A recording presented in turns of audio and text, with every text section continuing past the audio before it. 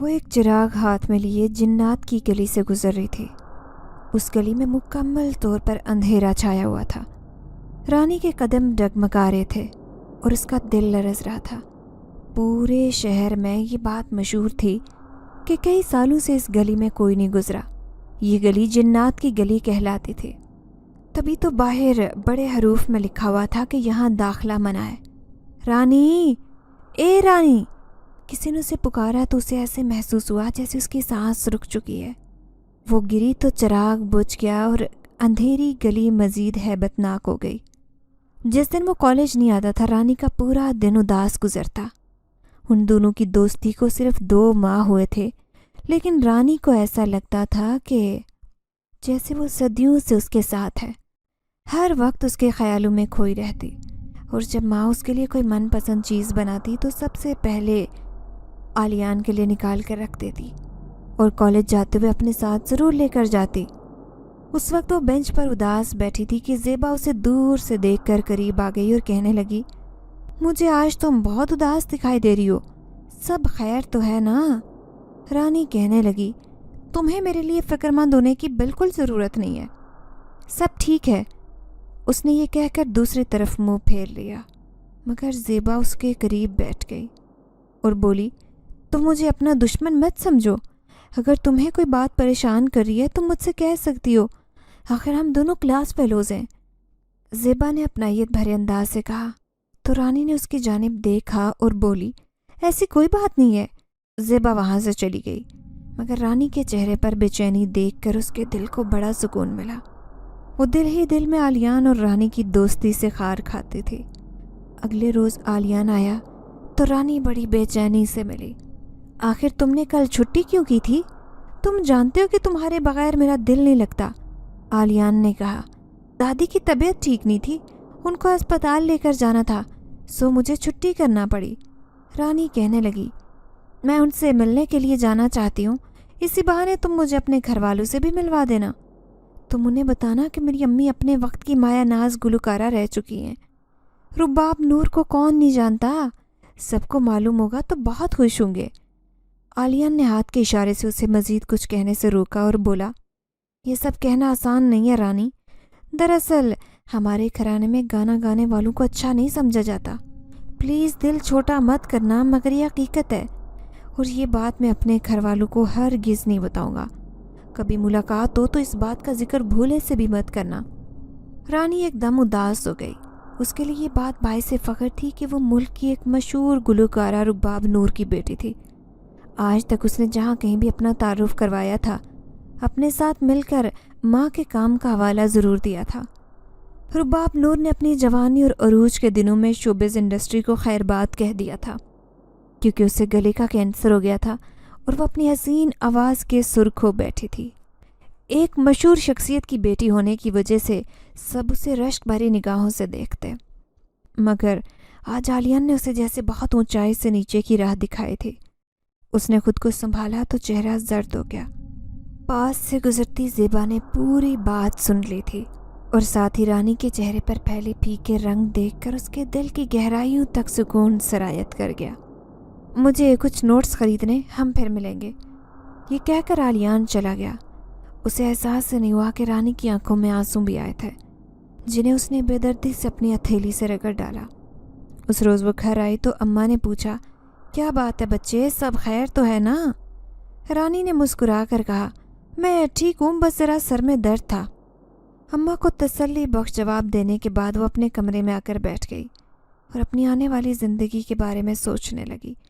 اس کی ماں کا تعلق شعبے سے تھا اور وہ اپنی جوانی میں ملک کی معروف گلوکارہ رہ چکی تھی۔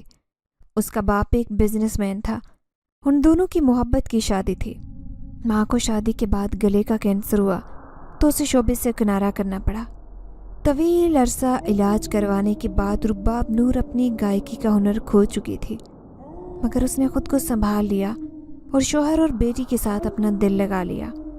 مگر خوشیوں کا یہ دورانیہ بڑا مختصر ثابت ہوا۔ ایک حادثے میں اس کے شوہر فہیم کا انتقال ہو گیا اور رباب کی تو جیسے دنیا اندھیر ہو گئی۔ فہیم کے کاروبار اور جائیداد پر اس کے بھائیوں نے قبضہ کر لیا اور رباب اور رانی کے حصے میں صرف وہی گھر آیا جس میں وہ دونوں رہتی تھی۔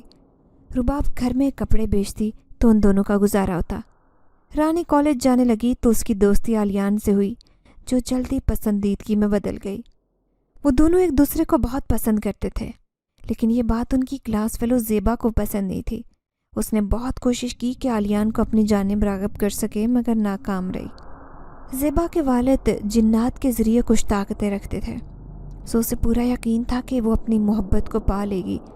کسی طرح وہ آلیان کے گھر والوں سے ملنا چاہتی تھی اور اس روز اس کا یہ خواب بھی پورا ہو گیا۔ وہ سڑک سے گزر رہی تھی کہ سامنے سے آلیان اپنی بائک پر آتا دکھائی دیا۔ وہ اس کے قریب گئی اور بولی، سنو، مجھے بہت پیاس لگی ہے، کیا یہاں کہیں سے کوئی پانی مل جائے گا؟ آلیان مسکرایا اور بولا، تم میرے ساتھ چلو، قریب ہی میرا گھر ہے، وہاں تمہیں پانی نہیں چائے بھی مل جائے گی۔ یہ بات سن کر زیبا مسکرائی اور بولی، تم واقعی بہت اچھے ہو، میں صرف پانی پینا چاہتی ہوں۔ یہ کہہ کر وہ اس کے ساتھ چل پڑی۔ آلیان نے اسے اپنی دادی سے ملوایا۔ ماں کے انتقال کے بعد دادی نے ہی اسے سنبھالا تھا، وہ اس کے لیے ماں کی جگہ تھی۔ دادی زیبا سے بہت محبت سے ملی اور اس کی بہت تعریف کی۔ تم بہت نیک بچی ہو بیٹا، تمہارا گھر کہاں پر ہے؟ میں تمہاری امی سے ملنے کے لیے ضرور آؤں گی۔ آلیان کچن میں شربت بنانے کے لیے گیا تو دادی نے کہا۔ زیبا کو ایسے لگا جیسے اس کا مقصد پورا ہونے والا ہے۔ وہ کہنے لگی، شکریہ دادی، مجھے خوشی ہوئی ہے کہ آپ کو میں پسند آئی ہوں، ورنہ آلیان کو تو کلاس میں رانی کے علاوہ کوئی دوسری لڑکی دکھائی نہیں دیتی۔ رانی کا نام سن کر دادی کے کان کھڑے ہو گئے اور وہ کہنے لگی، آخر یہ رانی کون ہے؟ آلیان نے تو کبھی اس کا ذکر نہیں کیا۔ زیبا بولی، کیا واقعی؟ کالج میں تو دونوں ایک جان دو قالب بنے پھرتے ہیں۔ رانی مشہور گلوکارہ رباب نور کی بیٹی ہے۔ یہ بات سن کر دادی نے اپنا دل تھام لیا اور زیبا کے جانے کے بعد آلیان کو اڑے ہاتھوں لیا۔ ایسی بھی کیا ضرورت پڑ گئی کہ تو ناچنے گانے والوں سے تعلق بنا رہا ہے؟ آئندہ رانی نام کی لڑکی سے ملا تو اچھا نہیں ہوگا۔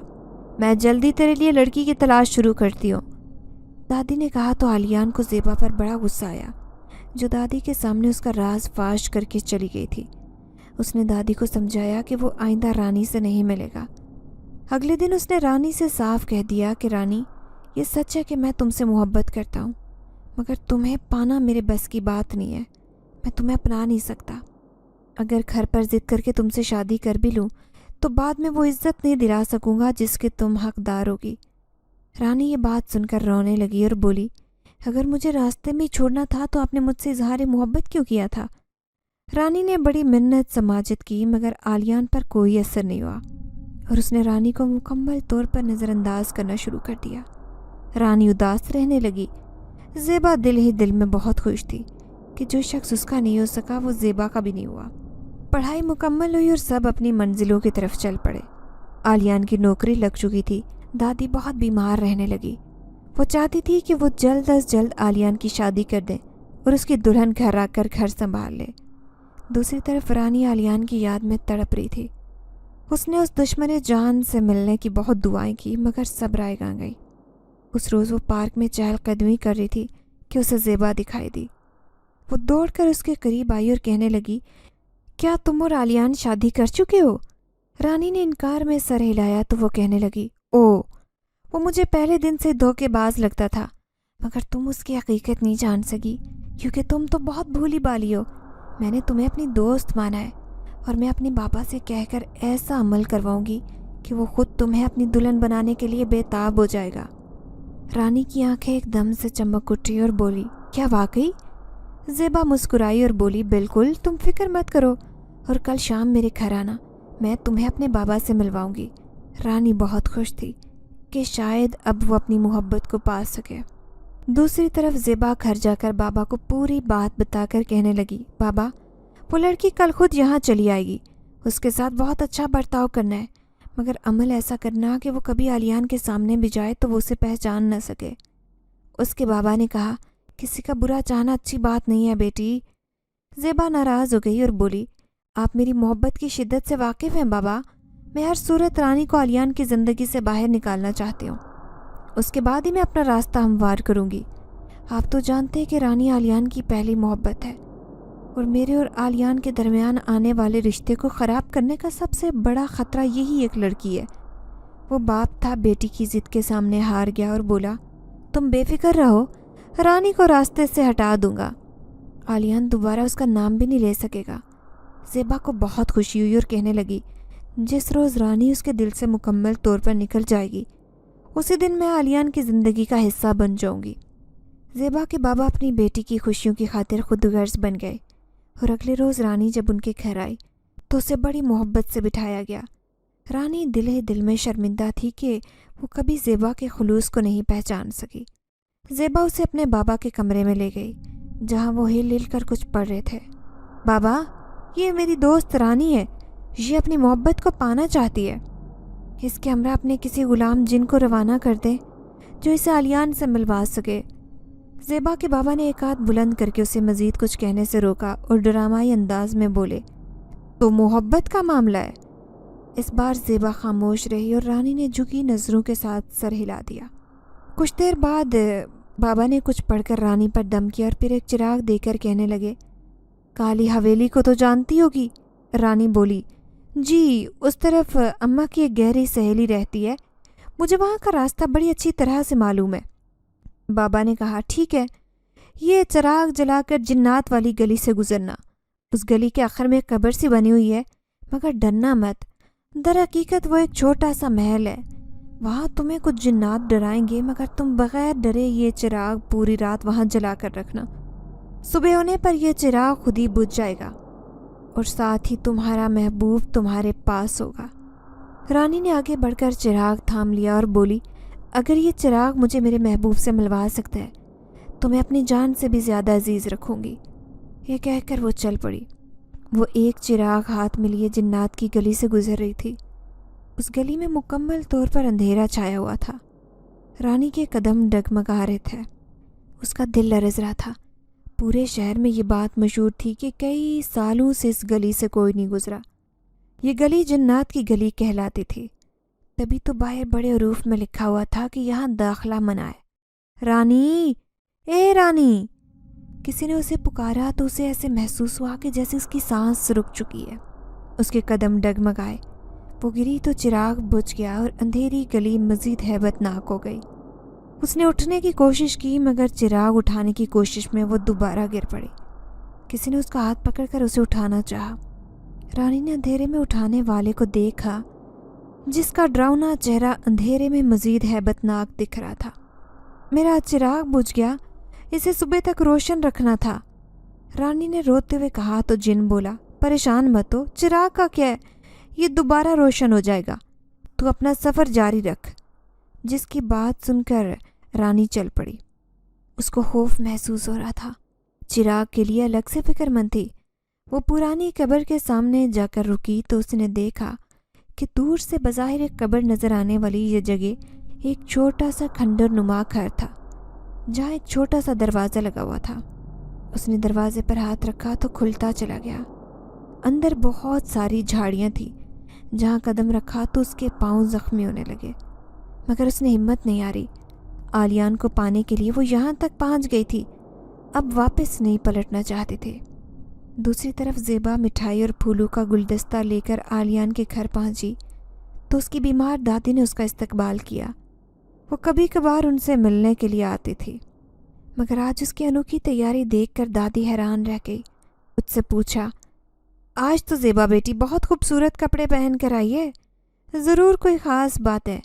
زیبا بولی، دادی جان، آج میں آلیان کو یہ احساس دلانا چاہتی ہوں کہ میں اسے کتنی محبت کرتی ہوں، مگر مجھے لگتا ہے کہ میں کامیاب نہیں ہو سکوں گی کیونکہ اس کے دل پر تو ابھی بھی رانی کا راج ہے۔ اس نے اداسی بھرے انداز سے کہا تو دادی نے اسے گلے لگا دیا اور بولی، میری پیاری بیٹی، میں نے تجھے بیٹی کہا ہی نہیں، سمجھا بھی ہے، میں تیرا ساتھ دوں گی تاکہ یہ کمبخت رانی جلدی آلیان کے دل سے نکل جائے۔ کچھ دیر بعد آلیان گھر میں داخل ہوا تو تازہ پھولوں کی دل فریب مہک نے اسے چونکا دیا۔ اس کی زیبا پر نظر پڑی تو وہ ہٹانا بھول گیا۔ بلا شبہ آج وہ بہت خوبصورت دکھائی دے رہی تھی۔ دادی، میں پودوں کو پانی ڈال کر آتا ہوں، یہ کہہ کر وہ چھت پر چلا گیا۔ دادی نے مسکرا کر سر ہلا دیا اور زیبا سے کہا، دیکھ زیبا بیٹی، مرد ذات کے دل و دماغ سے کسی دوسری عورت کا خیال مٹانا آسان تو نہیں ہوتا، مگر دنیا میں کوئی کام بھی ناممکن نہیں ہے۔ اگر اس کی ماں زندہ ہوتی تو شاید مجھے اتنی پریشانی کا سامنا نہ کرنا پڑتا اور اب تک اس کا گھر بس چکا ہوتا۔ زیبا بولی، آپ فکر مت کیجیے، میں اس پر اپنا جادو جگا کر ہی رہوں گی۔ یہ کہہ کر وہ چھت پر چلی آئی جہاں علیان چپ چاپ کھڑا آسمان کو گھور رہا تھا۔ زیبا نے اسے ہاؤ کر کے ڈرایا تو وہ ہنس پڑا۔ جس بے وفا لڑکی کے لیے تنہا زندگی کاٹ رہے ہو اسے تمہاری تنہائی سے کوئی سروکار نہیں۔ زیبا منہ بنا کر بولی تو علیان کہنے لگا، ایسا کبھی نہیں ہو سکتا۔ اس کی بات سن کر زیبا زور سے ہنسنے لگی اور بولی، پارک میں ملی تھی، کہہ رہی تھی کہ اچھا ہوا علیان سے جان چھوٹ گئی، کہہ رہی تھی کہ اب وہ بھی اپنی ماں کی طرح گانا گایا کرے گی اور صرف اسی شخص سے شادی کرے گی جو اس کے فن کی قدر کرے گا۔ اس نے ناقدرے لوگوں کو اپنے دل سے نکال باہر پھینکا ہے۔ علیان کو یہ باتیں سن کر بہت دکھ ہوا مگر اس کے چہرے پر کچھ ظاہر نہیں ہوا اور وہ بولا، ارے وہ کیا مجھے اپنی زندگی سے نکالے گی، میں خود ہی اسے اپنی زندگی سے بے دخل کر چکا ہوں۔ بلکہ میں تو سوچ رہا ہوں کہ دادی سے اپنے اور تمہارے رشتے کی بات کروں۔ ایک تم ہی تو جو دادی کا اتنا خیال رکھتی ہو، ورنہ میری تو جاب ایسی ہے کہ سر کھجانے تک کی فرصت نہیں ہوتی۔ کیا تم ساری عمر میرا ساتھ نبھا سکو گی؟ اس نے اپنا مضبوط ہاتھ زیبا کے سامنے پھیلایا تو اس نے مسکراتے ہوئے اپنا نازک سا ہاتھ علیان کے ہاتھ میں دے دیا۔ اس وقت رانی، جسے علیان بے وفا سمجھ رہا تھا، چراغ دوبارہ جلانے کے لیے فکر مند سے ادھر ادھر دیکھ رہی تھی کیونکہ ہوا کچھ تیز تھی، ماچس جلاتی تو بجھ جاتی۔ اسے دور ایک کمرہ دکھائی دیا، اس طرف بڑھ گئی مگر اندر سے اسے بولنے کی آوازیں آ رہی تھی۔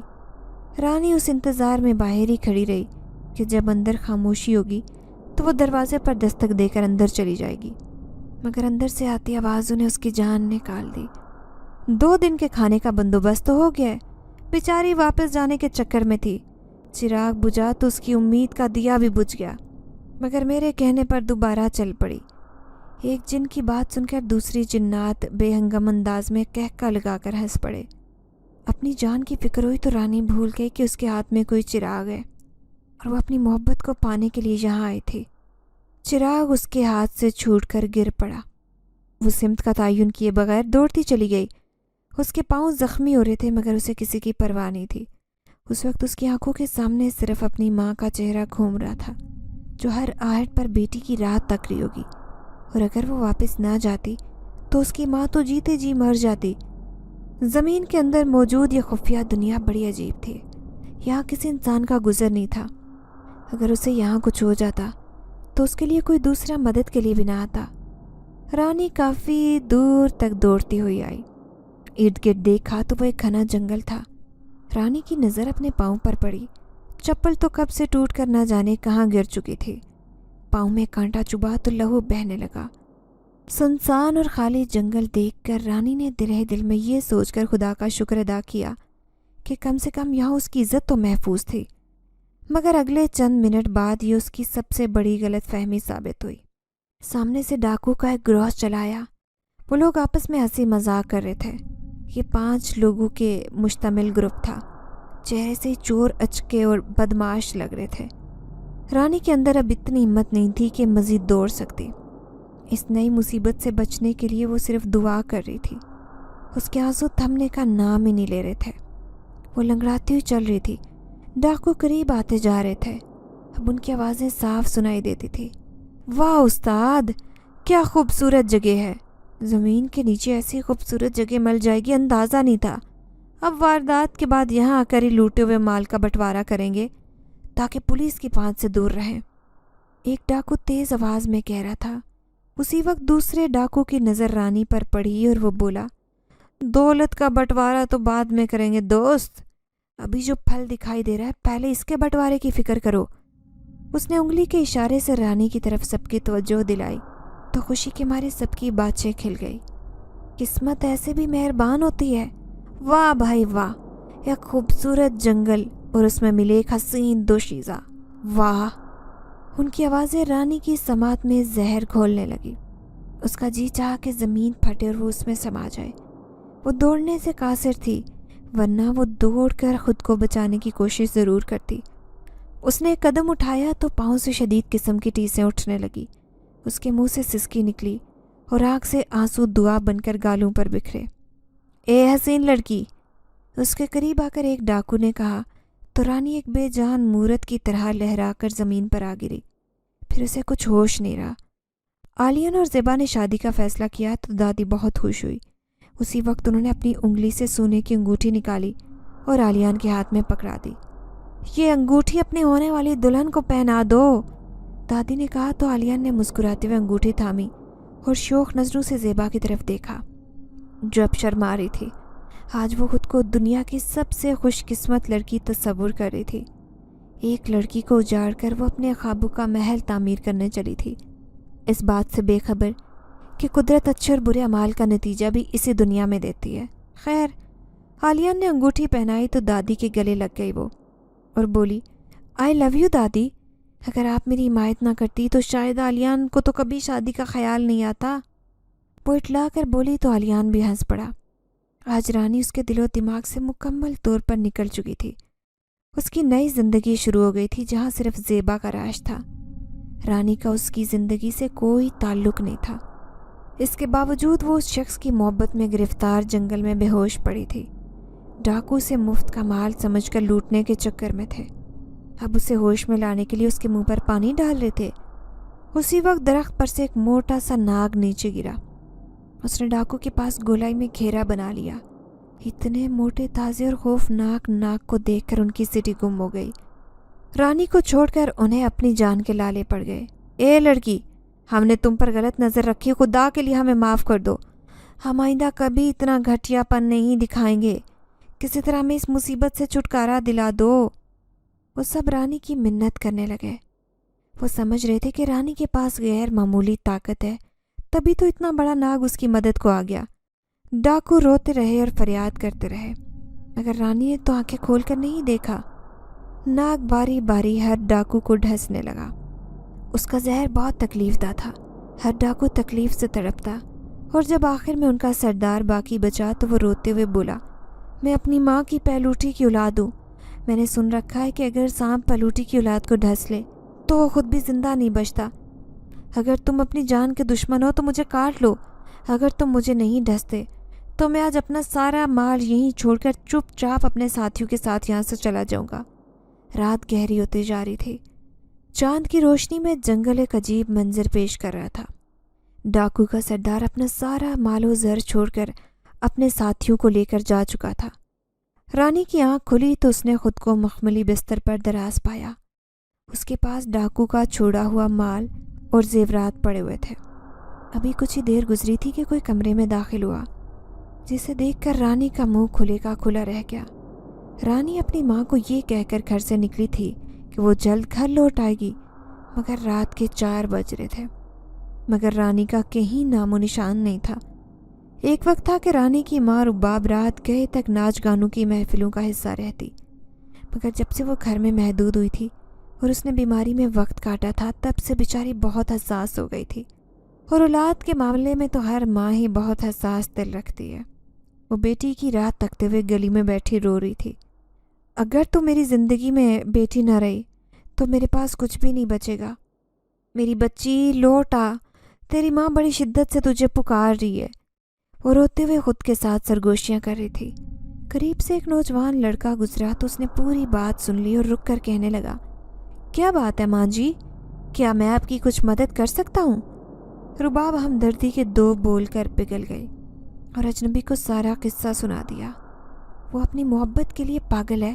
میں جانتی ہوں کہ جس انسان کے دل میں قدر نہ ہو اس کے دل میں اپنی محبت بیدار کرنے کے لیے ہر تعویذ، ہر جادو اور ہر عمل بیکار ہے، مگر یہ بات میں اپنی بیٹی کو سمجھا کر اس کے دل میں ساری عمر کے لیے کوئی خلش نہیں چھوڑنا چاہتی۔ میں نے سوچا تھا کہ اپنی ہر کوشش کے بعد ناکام ہو کر خود ہی صبر کر کے بیٹھ جائے گی، مگر میں نے تو سوچا ہی نہیں تھا کہ اس دوران میں اپنی بیٹی کو ہی نہ کھو دوں۔ یہ کہہ کر وہ زور زور سے رونے لگی۔ نوجوان لڑکا بے بسی سے اسے دیکھنے لگا اور بولا، میرے پاس ایک بانسری ہے جس پر میرے والد مرحوم نے کچھ عملیات کر رکھے تھے، وہ گمشدہ انسان کا پتہ بتا سکتی ہے، میں آپ کی مدد ضرور کروں گا۔ یہ بات سن کر رباب بہت خوش ہوئی۔ اندھیرے میں اسے روشنی کی کرن دکھائی دی تو اس نے اجنبی نوجوان کو بہت ساری دعائیں دی۔ اجنبی بانسری لینے کے لیے چل دیا اور رباب گھر کے اندر داخل ہو کر اس کا انتظار کرنے لگی۔ رانی کی آنکھ کھلی تو اس نے ایک خوبصورت نوجوان کو کمرے میں آتے دیکھا۔ اس کے چہرے پر تازگی اور مسکراہٹ تھی۔ اسے دیکھ کر رانی نے کہا، آپ کون ہیں اور ڈاکو کہاں چلے گئے؟ نوجوان نے کہا، میں کون ہوں، اس سوال کو رہنے دیں۔ ڈاکو بھاگ چکے ہیں۔ میں نے انہیں ایسا سبق سکھایا کہ وہ دوبارہ کسی لڑکی کی طرف آنکھ اٹھا کر نہیں دیکھیں گے۔ تم ٹھیک ہو جاؤ، میں تمہیں تمہارے گھر چھوڑاؤں گا۔ یہ کہہ کر وہ چلا گیا۔ کچھ دیر میں واپس آیا تو اس کے ہاتھ میں سوپ کا مگ تھا۔ اس نے رانی کو بہت پیار سے سوپ پلایا اور پھر اس کے پاؤں پر موجود جمع ہوا خون صاف کیا۔ تم بہت اچھے ہو، تمہارا محل بہت حسین ہے۔ رانی نے دل سے تعریف کی تو نوجوان نے مسکرا کر سر ہلایا۔ کیا تم مجھ سے شادی کرو گے؟ رانی نے کہا تو نوجوان دم بخود رہ گیا۔ رانی کو لگا شاید اس نے کوئی غلط بات کہہ دی ہے۔ دراصل آپ میرا بہت اچھے انداز میں خیال رکھ رہے ہیں۔ جس انسان کو میں نے پسند کیا تھا اس نے نہ صرف مجھے چھوڑ دیا بلکہ اس لیے چھوڑا کہ اسے میری ماں کا پیشہ پسند نہیں تھا، جبکہ میری ماں اب وہ کام چھوڑ چکی ہے۔ رانی نے دکھی انداز سے کہا تو نوجوان کہنے لگا، ناگ راجا شادی نہیں کرتا۔ جس سے کرنی تھی وہ 50 سال پہلے زندگی کی بازی ہار کر چھوڑ گئی۔ رانی حیران ہو کر بولی، ناگ راجا، کیا تم 100 سال مکمل کرنے کے بعد انسانی روپ اختیار کر چکے ہو؟ اس کے لہجے میں حیرت نمایاں تھے۔ ناگ راجا مسکرا کر بولا، تم ٹھیک سمجھی، مگر دیکھو ڈرنا مت، یہاں تمہیں نقصان نہیں پہنچے گا۔ رانی نے کہا، وقت نے مجھے بہت بہادر بنا دیا ہے، مجھے کسی چیز سے خوف محسوس نہیں ہوتا۔ ناگ راجا بولا، بہت اچھی بات ہے، مگر ایک بات یاد رکھنا، کسی بے قدر انسان کے لیے کبھی کوئی خطرہ مول نہیں لینا۔ جس شخص کے دل میں تمہاری قدر ہوگی وہ تمہیں چھوڑ کر نہیں جائے گا۔ رانی کہنے لگی، ٹھیک ہی کہتے ہو تم، میں مانتی ہوں کہ میں نے بڑی بے وقوفی کی۔ رانی اداس ہوئی تو ناگ راجا نے رانی کا ہاتھ تھام کر کہا، کوئی بات نہیں، غلطی ہو جانا کوئی بری بات نہیں ہے، اپنی غلطی کو نہ ماننا برائی ہے۔ چلو میں تمہیں اپنا محل دکھاتا ہوں۔ وہ اس کا ہاتھ تھام کر اسے باہر لے گیا۔ رانی نے اپنا ایسی سرسبز اور خوبصورت جگہ پہلی بار دیکھی تھی۔ وہ حیرت سے ادھر ادھر دیکھ رہی تھی۔ یہاں کتنی خاموشی اور سناٹا ہے، تمہیں یہاں اکیلا پن محسوس نہیں ہوتا؟ رانی نے کہا تو ناگ راجا ہنس پڑا اور کہنے لگا، جس سے محبت کی تھی اس کی یادیں مجھے جینے کے لیے تنہائی محسوس نہیں ہونے دیتی۔ رانی کے دل میں تجسس پیدا ہوا اور وہ کہنے لگی، آخر وہ کیسی تھی؟ ناگ راجا کے چہرے پر درد بھری مسکان پھیل گئی اور وہ بولا، زہر میں بھری، بالکل ویسی جیسی ہر ناگن ہو سکتی ہے۔ ہم جس نسل سے تعلق رکھتے ہیں 10 لاکھ میں سے کوئی ایک ناگ ہی 100 سال کی عمر پاتا ہے اور انسانی روپ اختیار کرتا ہے۔ خوش قسمتی سے میرا شمار بھی لاکھوں ناگوں میں سے ایک انسان بن جانے والے میں سے ہوا، مگر اپنی محبت کو یاد کر کے دن رات تڑپتا رہتا ہوں۔ اس کی یاد ہی میرے جینے کا سہارا ہے۔ وہ دونوں باتیں کرتے ہوئے ایک بڑے سے مٹی کے چولہے کے پاس آ کر رکے تو وہ کہنے لگا، چلو میں تمہارے لیے کھانا بناتا ہوں۔ وہ کھانا بنانے لگا اور رانی اس کی مدد کرنے لگی۔ دوسری طرف آلیان اور زیبا کی شادی بڑی دھوم دھام سے ہوئی، مگر بدقسمتی سے شادی کے چند دن بعد ہی آلیان کی نوکری ختم ہو گئی۔ زیبا، جس نے ماں باپ کے گھر ایک پرسکون اور عیش و عشرت والی زندگی گزاری تھی، جلد ہی اکتا گئی اور ایک روز لڑ جگڑ کر اپنے باپ کے پاس چلی گئی اور ان سے کہنے لگی، کوئی ایسا عمل کرے کہ میرا شوہر کروڑ پتی بن جائے، ورنہ میں اس کے ساتھ رہنے کے لیے تیار نہیں ہوں۔ اس کے باپ نے اسے یہ کہہ کر گھر سے نکال دیا کہ اے بدبخت لڑکی، تیری خوشیوں کی خاطر میں نے اپنے استاد سے کیا ہوا وہ وعدہ توڑا اور اپنے عملیات کا ناجائز فائدہ اٹھا کر ایک لڑکی کو جنات کے علاقے میں بھیج دیا۔ اب نہ جانے وہ کس حال میں ہے، کیونکہ وہ ابھی تک واپس نہیں آئی۔ اس کی ماں اس کے لیے تڑپ رہی ہے۔ شاید مجھے اس کی بد دعا لگی ہے کہ میرا ہر عمل الٹا ہو رہا ہے۔ آلیان کی نوکری چھوٹ جانا بھی شاید اسی بات کا نتیجہ ہے۔ اب میں تیرے کہنے پر کوئی عمل نہیں کروں گا، نہ ہی تجھے اپنے گھر میں جگہ دے سکتا ہوں۔ سو جیسے بھی رہنا شوہر کے گھر میں رہو، دوبارہ اس گھر میں قدم بھی مت رکھنا۔ زیبا روتی ہوئی اپنے شوہر کے گھر واپس آ گئی۔ وہ ہر دم روتی رہتی اور آلیان سے شادی کرنے پر خوب پچھتاتی۔ تنگ آ کر اس نے لوگوں کے گھروں میں صفائی ستھرائی کا کام کرنا شروع کر دیا۔ چند گھنٹوں بعد نوجوان لڑکا واپس آیا اور اس کے ہاتھ میں ایک بانسری تھی۔ اس نے رباب کے دروازے پر دستک دی تو اس نے بے قراری سے دروازہ کھولا، جیسے وہ اسی دستک کے انتظار میں بیٹھی تھی۔ میرے پیارے بیٹے، तुझे देखकर मुझे इस बात का यकीन हो गया है कि इस दुनिया में अभी नेक लोगों की कमी नहीं है। असद बोला, आपका शुक्रिया। दरअसल मैं इस शहर में नौकरी की गर्ज से आया हूँ। अभी मुझे नौकरी नहीं मिली और रहने के लिए कुछ खास ठिकाना भी नहीं है। सब मैं फारिग था तो सोचा कि आपकी मदद कर दूँ। मेरा नाम असद है और मेरे माँ बाप गाँव के रहने वाले थे। उनके इंतकाल के बाद मैं अपने चचा के घर रहता था, लेकिन उन्हें अपनी जवान बेटियों की वजह से मेरा रहना पसंद नहीं था। तभी तो उन्होंने मुझे अपनी बाकी ज़िंदगी गुजारने के लिए शहर भेज दिया है। ये कहकर वो बांसुरी बजाते हुए शहर की गलियों में घूमने लगा। रुबाब उसके साथ चल रही थी। इर्द गिर्द के लोग उन्हें पागल तस्वर करते हुए नज़रअंदाज करते तो कुछ लोग उन्हें देखकर हंसने लगते, लेकिन उन्हें किसी की परवाह नहीं थी। बांसुरी जिस सिमत हरकत करती, असद और रुबाब उसी सिमत चल पड़ते, हत्ता कि वो दोनों चलते हुए जिन्नात की गली के करीब आ गए, जहाँ पर असद रुक गया और कहने लगा, ये रास्ता तो बहुत ख़तरनाक है। यहाँ जाना तो अपनी जान को खतरे में डालने के बराबर है। उसकी बात सुनकर रुबाब रोने लगी। ए लड़के, क्या तुम्हारे अंदर इतनी भी हिम्मत नहीं है कि तुम एक रोती हुई माँ को उसकी बेटी से मिला सको? ये बात सुनकर असद ने रुबाब का हाथ पकड़ा और वो दोनों जिन्नात की गली में दाखिल हो गए। बांसुर की मदद से वो दोनों दरवाजे से अंदर दाखिल होकर जंगल तक पहुंच चुके थे और अब उन्हें थकन महसूस हो रही थी। लेकिन रुबाब ने कहा, मुझे ये जगह ख़तरनाक मालूम हो रही है, सो हमें जल्द यहाँ से चलना होगा। तुम जल्दी से बांसुरी बजाओ ताकि हम मज़ीद आगे बढ़ सकें। रुबाब की बात सुनकर असद दोबारा बांसुरी बजाने लगा।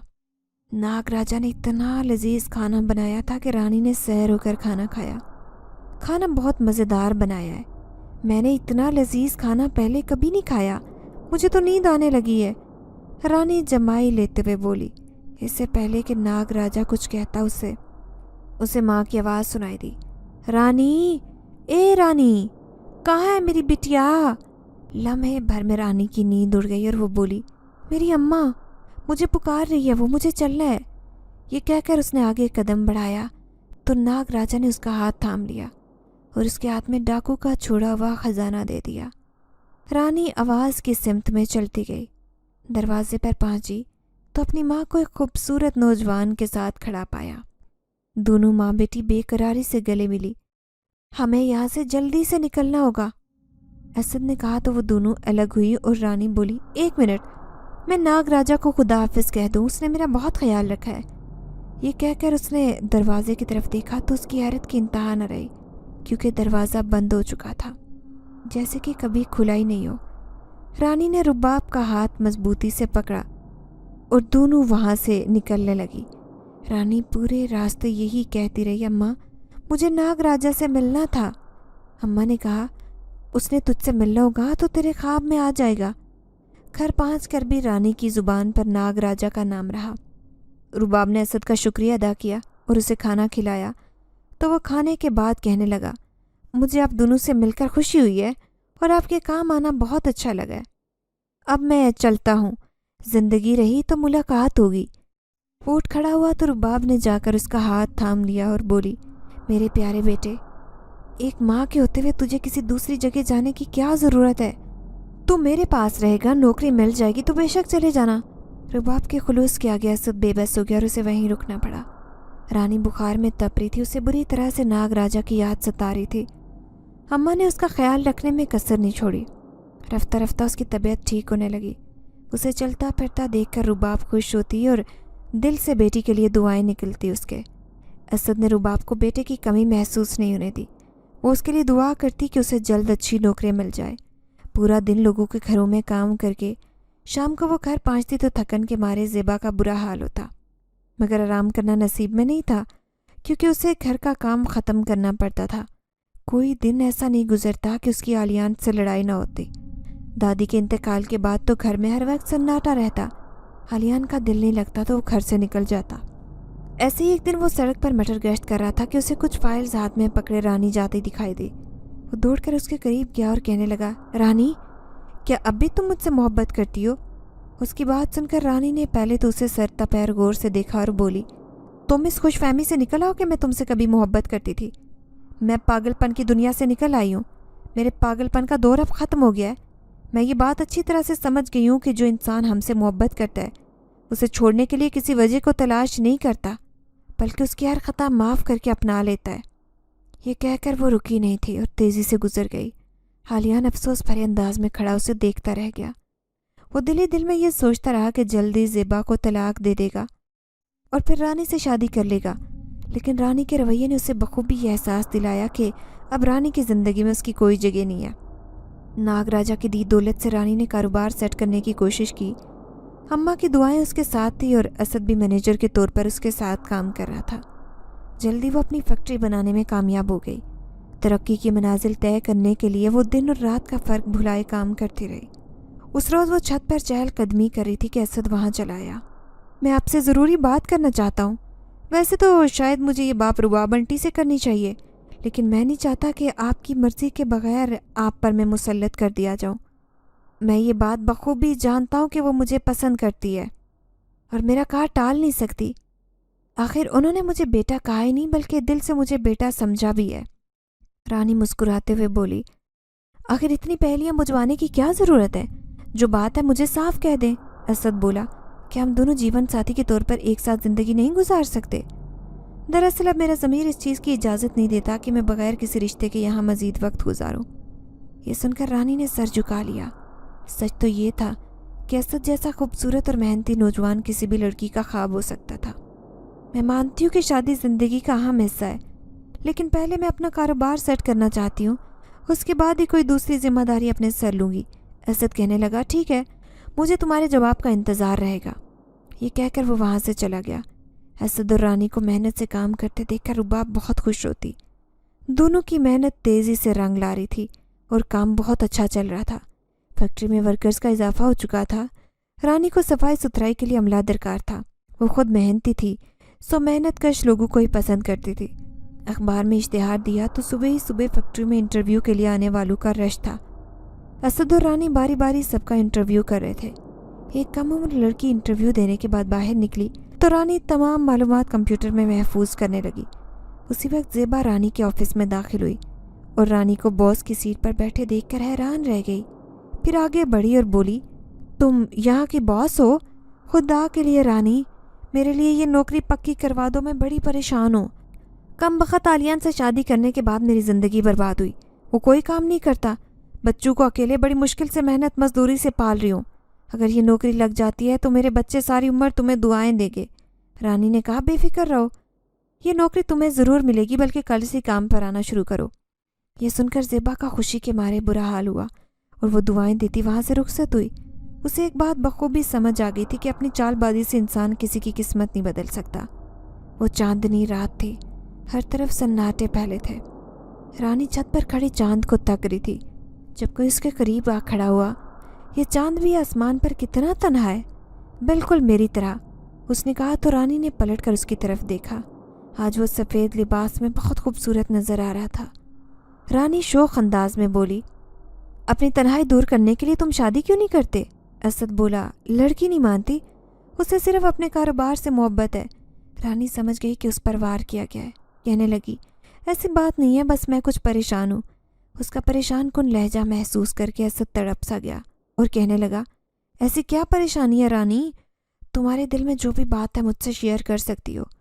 क्या तुम भूल गई हो कि हम दोनों अच्छे दोस्त भी हैं? रानी ने नज़रें झुकाई और शर्मिंदा से अंदाज में बोली, दरअसल मैं नागराजा से मिलना चाहती हूँ। ये बात सुनकर हैरत के मारे असद की आंखें खुली रह गई और वो बोला, क्या तुम भूल गई हो कि वहाँ जाना तुम्हारे लिए कितना बड़ा खतरा साबित हो सकता है? रानी ने कहा, चाहे जो भी हो, लेकिन मैं वहाँ जाना चाहती हूँ। असद बोला, रानी, जब तुम पहली बार वहाँ गई थी तो तुम्हारी माँ की हालत ख़राब हो गई थी। अब तो जानते हुए भी इस वाक़े को कि 5 साल गुजर चुके हैं। तुम्हारी अम्मी इन 5 सालों में पहले से ज़्यादा कमज़ोर हो चुकी हैं। वो ऐसा कोई सदमा सह नहीं सकेंगी और मैं बांसुरी खो चुका हूँ जिसके ज़रिए हमने तुम्हें तलाश किया था। रानी कहने लगी, सारी वजूहात बता दी मगर अपने दिल का हाल नहीं बताया। क्या तुम मेरे बगैर रह सकते हो? रानी ने उसकी आंखों में डूब कर देखा, जैसे वो उसकी मोहब्बत को जांचना चाह रही हो। असद की आंखें सुर्ख हो रही थी। उसने खुमार आलूद आवाज़ में कहा, अपने दिल की बेचैनी बताने के लिए तो तुम्हें अपनाना चाहता हूँ रानी, सिर्फ तुम्हारी यहाँ का मुंतज़िर हूँ। उसने अपना मजबूत हाथ रानी के सामने फैलाया तो रानी ने अपना नाजुक और खूबसूरत हाथ उसकी हथेली पर सिजा दिया। उसके शाने पर सर रखकर बोली, आप ठीक ही कहते हैं, مجھے اب ناگ راجا کو بلا دینا چاہیے. مجھے اسے کوئی خاص لگاؤ نہیں ہے، بس ایک اچھے دوست کے طور پر کبھی کبھی یاد آ جاتا ہے. اسد بولا. اور مجھ غریب کو کوئی اہمیت نہیں؟ رانی بولی. دل پر قبضہ جمانے والوں کی میرے نزدیک کوئی اہمیت نہیں ہوتی. اسد کہنے لگا. چلو ایک بات تو ثابت ہوئی کہ ہم آپ کے دل پر براجمان ہیں. بس اب جلدی نکاح کا وقت مقرر کرتے ہیں تاکہ اس گھر میں چاروں طرف بچوں کی شرارتیں اور کلکاریاں رونق لگائیں. رانی کو اسد سے ایسی بات کی امید نہیں تھی. وہ شرما کر ایک دم سے پیچھے ہٹی. اس سے پہلے کہ بھاگتی، اسد نے اس کا بازو پکڑ لیا اور اس کے کان میں سرگوشی کی. اتنا مت شرماؤ، ورنہ فیکٹری میں ایک ساتھ کام کرنا مشکل ہو جائے گا. ابھی عشق کے امتحان باقی ہیں. رانی کے گال سرخ ہوئے اور وہ کہکا لگا کر ہنس پڑی تو اسد بھی ہنسنے لگا. رباب جو رانی کو سونے کے لیے بلانے آ رہی تھی، سیڑھیوں پر یہ منظر دیکھ کر اس نے دل ہی دل میں دونوں کی دائمی خوشیوں کی دعا کی. اب ان کی شادی کو 10 سال گزر چکے ہیں. 3 پیارے بچوں کے ماں باپ بننے کے بعد ذمہ داریاں بڑھ چکی ہیں. رات کو اکثر بچے کہانی سنانے کی ضد کرتے ہیں تو رانی ناگ راجا کی سچی کہانی سناتی ہے جس پر کوئی یقین نہیں کرتا، اور نہ ہی ناگ راجا کی کہانی کو حقیقت سمجھا جا سکتا ہے. مگر رانی اس کہانی کا سب سے منفرد کردار ہے اور سچائی کو بخوبی جانتی ہے. تو اسے کوئی فرق نہیں پڑتا کہ ناگ راجا کی کہانی کو کوئی حقیقی کہانی سمجھے یا کوئی من گھڑت قصہ سمجھے. وہ ہر رات اپنے بچوں کو اس مہربان ناگ راجا کی کہانی سنا کر بڑی پرسکون نیند سوتی ہے.